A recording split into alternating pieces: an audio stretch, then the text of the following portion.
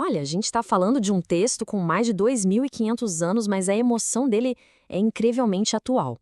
É Isaías capítulo 64. Basicamente, uma oração que começa como um grito desesperado por um milagre e termina com uma pergunta que, sabe, ecoa até hoje. Vamos desvendar juntos essa jornada. A oração já começa sem rodeios. Não é um pedido sutil, não. Começa com essa imagem poderosíssima. É um clamor, um desejo visceral de que a realidade seja rasgada ao meio por uma intervenção divina. A angústia é palpável, logo na primeira linha. Para a gente entender essa jornada, vamos dividir a análise em 4 momentos. Primeiro, esse clamor por intervenção. Depois, vem uma confissão bem dolorosa sobre o peso dos erros.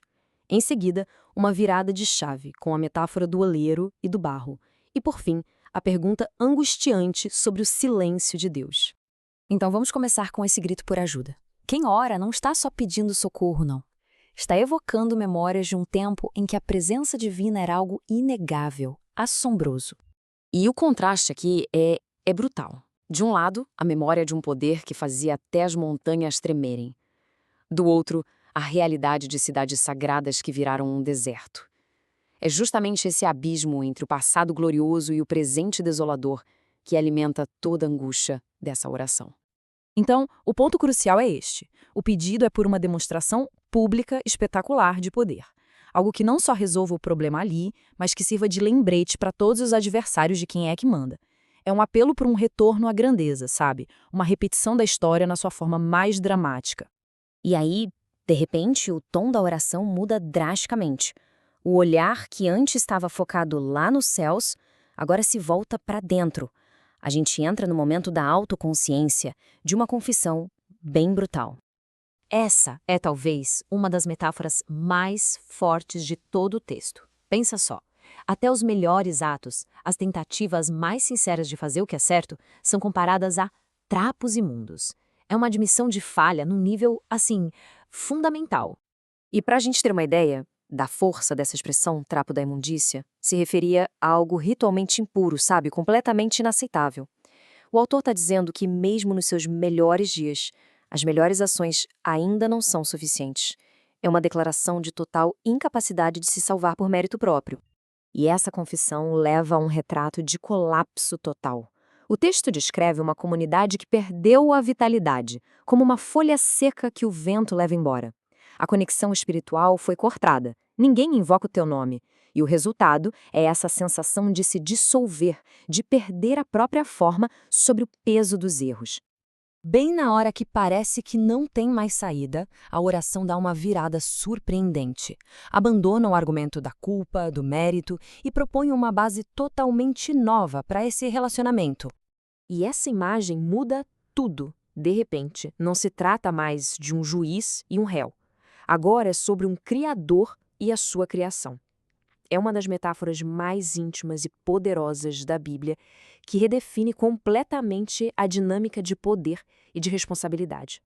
Essa é a virada de chave. Se o povo é como barro nas mãos do olheiro, então seu valor não vem das próprias ações, mas do fato de ter sido moldado por esse olheiro. O apelo muda de "nos perdoe porque tentamos ser bons" para "lembre-se de nós porque foi você quem nos fez". É uma jogada de mestre. Vamos ver como essa nova lógica é construída, passo a passo. Primeiro, reafirma o relacionamento, a base de tudo. Depois, aceita a soberania do Criador. Com base nisso, pede misericórdia, não como algo merecido, mas como um ato para preservar a própria obra. E, por fim, o lembrete final. Somos o teu povo. A responsabilidade, de certa forma, é transferida de volta para o Criador. E isso nos leva ao movimento final da oração. Um momento sóbrio, inquietante, onde, depois de toda essa argumentação apaixonada, o apelo parece que fica pairando no ar, sem uma resposta imediata. O texto joga a gente de volta para a realidade nua e crua. A confissão foi feita, o apelo ao oleiro foi articulado, mas a destruição continua lá. O templo, que era o centro da vida espiritual, está queimado. As cidades, desoladas. A dor é concreta, é visível, é inegável. Tem uma tensão incrível aqui. Depois de um dos argumentos teológicos mais bonitos já escritos, a resposta é silêncio. Pelo menos por enquanto. A câmera, por assim dizer, volta para as ruínas e a ausência de uma intervenção imediata torna a cena ainda mais desoladora, sabe? O silêncio chega a ser ensurdecedor. E o texto termina com estas perguntas, que são quartantes, né? Não tem uma conclusão certinha, não tem promessa de alívio imediato. A oração termina no auge da vulnerabilidade, deixando uma questão em aberto que ecoa até hoje. Depois de tudo isso, vais ficar em silêncio? É um final que nos força a confrontar a complexidade da fé diante do sofrimento, deixando a esperança suspensa no ar, esperando por uma resposta.